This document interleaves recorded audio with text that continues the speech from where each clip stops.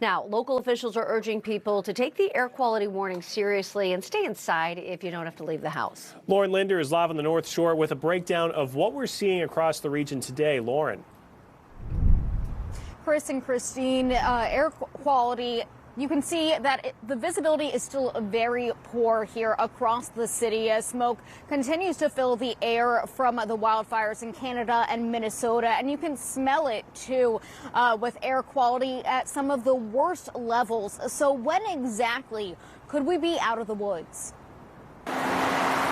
For about the past 48 hours, it's felt like we're living in a movie with hazy skies blocking views of the Pittsburgh skyline. On Thursday, reaching maroon levels for air quality, the worst possible. And Friday, going back and forth between maroon and purple, depending on where you are.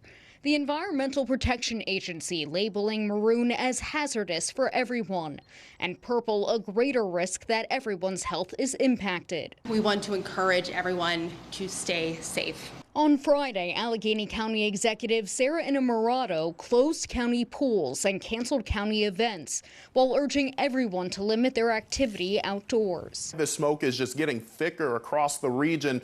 Take a look up to the north. But will it stay this way through the weekend?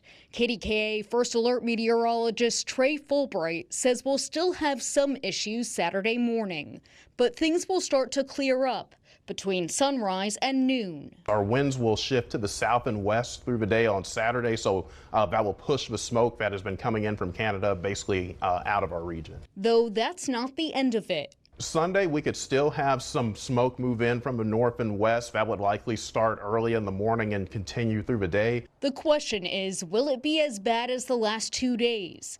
That's still up in the air, depending on how in Canada. There's some rain that was occurring in the area of the fire, so we'll have to see if that quells those down. And then obviously how long the winds stay out of the north and west will impact how much smoke we see going into the day on Sunday. No matter what, you're urged to keep an eye on the levels on Sunday, especially if you're susceptible. For now, reporting live from the North Shore, Lauren Linder, KDKA-TV News.